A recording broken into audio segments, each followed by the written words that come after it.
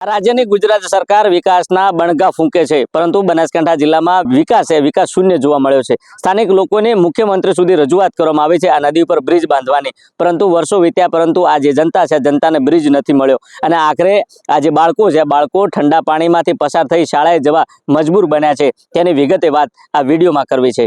વૈષ્ણવજન તો તેને કહીએ જે પીડ પરાઈ જાનાને રે। નમસ્કાર, હું છું દિનેશ ઠાકોર। નવજીવન ન્યૂઝમાં આપનું હાર્દિક સ્વાગત છે। વાત ગુજરાત રાજ્ય સરકારની છે। આમ તો ગુજરાતની જે સરકાર છે આ સરકાર વિકાસની મોટી વાતો કરે છે, છેવાડાના માનવીનો વિકાસ થયો તેવી વાતો કરે છે, પરંતુ ક્યાંક ને ક્યાંક બનાસકાંઠા જિલ્લામાં આ વિકાસની વરવી વાસ્તવિકતા સામે આવી છે।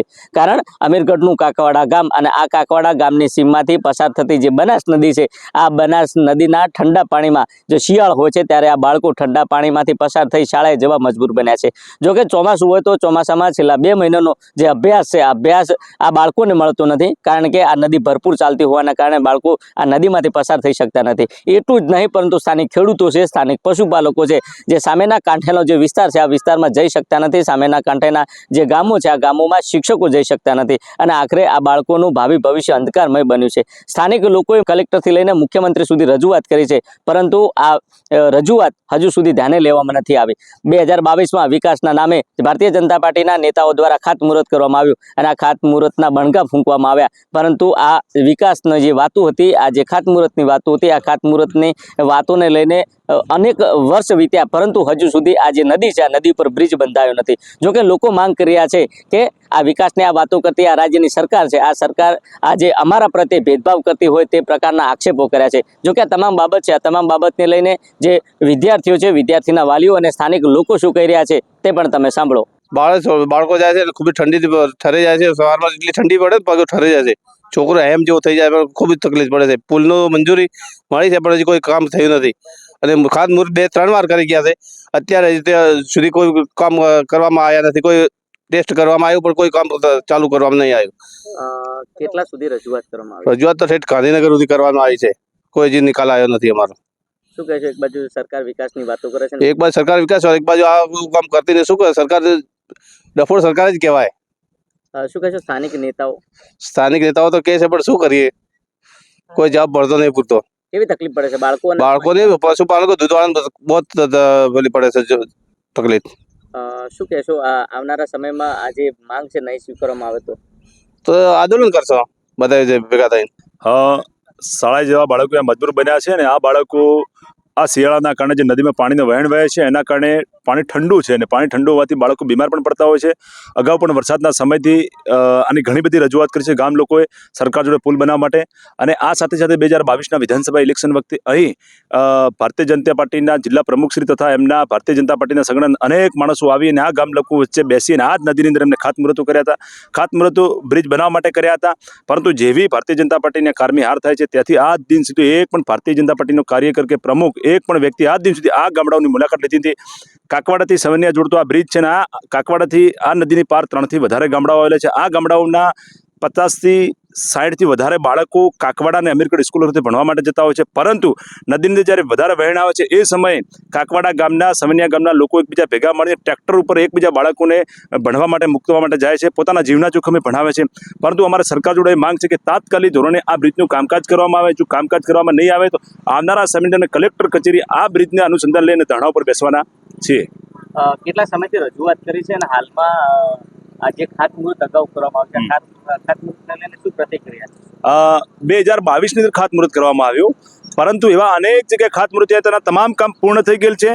તો અમને એવું લાગી રહ્યું છે કે સરકાર દ્વારા આ પ્રજાને જોડે એ લોકો ભેદભાવ રાખતા હોય છે એવું લાગી રહ્યું છે। કાં તો સરકાર એવું ઈચ્છે છે એમના બાળકો ભણે નહીં, ના ભણે, જેથી કરીને એ લોકો શિક્ષણથી વંચિત રહે તો સરકાર સામે અવાજ ના ઉઠાવે, પરંતુ અમે સરકારને કહેવા માંગીએ છીએ આનું ખાતમુહૂર્ત તમે સાચા અર્થે કર્યું જ હોય અને સાચા અર્થે લોકોના વિકાસ માટે કામકાજ કરવા માંગતા હોય તો તાત્કાલિક ધોરણે બ્રિજનું કામકાજ કરવામાં આવે।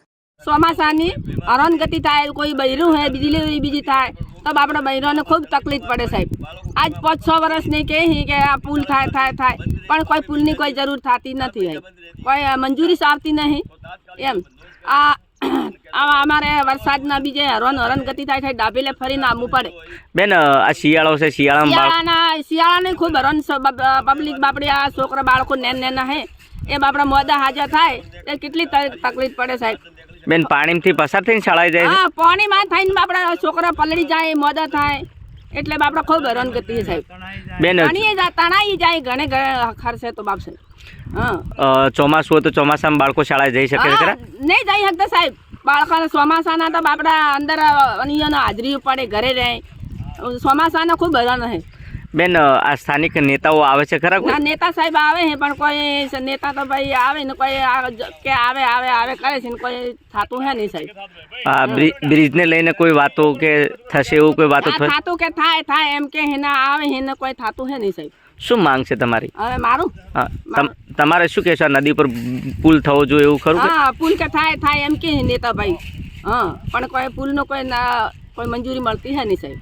તમે જો તે પ્રકારે સ્થાનિક જે વિદ્યાર્થીઓ છે, વિદ્યાર્થીઓના વાલીઓને કહેવું છે કે જે આજે ચોમાસું છે કે શિયાળો છે, કડકડતી ઠંડીમાં જે બાળકો છે પાણીમાંથી પસાર થઈ શાળાએ જવા મજબૂર બને છે. અને બીજી તરફ જ્યારે ચોમાસું હોય છે ત્યારે ચોમાસામાં ભરપૂર નદી પસાર થતી હોવાને કારણે 2 મહિના સુધી આ બાળકો શાળાએ જઈ શકતા નથી અને આ બાળકોનું જે ભવિષ્ય છે આ ભવિષ્ય અંધકારમય બને છે. આ નેતાઓ આવે છે, ચૂંટણીના સમયે પ્રચાર પ્રસાર કરે છે અને લોકોને વાતોમાં લે છે અને કહે છે કે અમે હા બ્રિજ બાંધીશું, ખાતમુહૂર્ત કર્યું, પરંતુ હજુ સુધી બ્રિજ બંધાણો નથી. જો કે તમામ બાબત છે, આ તમામ બાબતને લઈને જિલ્લા પંચાયતના આરએનબી વિભાગનો અમે ટેલિફોનિક સંપર્ક કર્યો હતો, પરંતુ અધિકારીએ ફોન ઉપાડવાનું ટાળ્યું હતું. જો કે ઓફિસે પણ અમે ત્યાં રૂબરૂ પહોંચ્યા હતા, પરંતુ જ્યાં અધિકારી છે અધિકારી નહોતા મળ્યા. અને આ તમામ બાબતને લઈને જિલ્લા વિકાસ અધિકારીને અમે રૂબરૂ મળ્યા ત્યારે જિલ્લા વિકાસ અધિકારીએ કહ્યું કે હું આ તમામ બાબતની જે વિગત છે વિગત જાણી અને આદેશ આપું છું. પરંતુ સવાલ એટલો છે કે 2022માં ભારતીય જનતા પાર્ટીના નેતાઓ દ્વારા ખાતમુહૂર્ત કરવામાં આવ્યું, પરંતુ આ જિલ્લાના જે જિલ્લા વિકાસ અધિકારી છે તેમને ધ્યાને નથી અને તેમને કહ્યું કે હા આ જે તમામ બાબત છે આ બાળકોની વિગત હોય કે પશુપાલક હોય જે ઠંડા પાણીથી પસાર થઈ દૂધની ડેરી સહિત જે શાળાએ પહોંચે છે આ તમામ બાબત છે, આ તમામ બાબત જાણી અને હું આદેશ આપું છું. ત્યારે સવાલ એટલો છે કે એક બાજુ ખાતમુહૂર્ત કરવામાં આવે છે ત્યારે બીજી બાજુ જિલ્લાનો જે અધિકારી છે અધિકારીને આ જાણ પણ નથી. ત્યારે સવાલ એટલો છે કે આ રાજ્યની સરકાર વિકાસની વાતો કરે છે, પરંતુ ક્યાંક ને ક્યાંક આ વરવી વાસ્તવિકતા અમીરગઢના કાકવાડામાંથી સામે આવી છે. જોઈએ આવનાર સમયમાં આ વહીવટીતંત્ર અને આ વિકાસની વાતો કરતી આ રાજ્યની સરકાર ક્યારે આ બનાસ નદીના પટ ઉપર બ્રિજ બાંધે છે તે તો આવનારો સમય બતાવશે. દિનેશ ઠાકોર, નવજીવન ન્યૂઝ, બનાસકાંઠા. Thank you.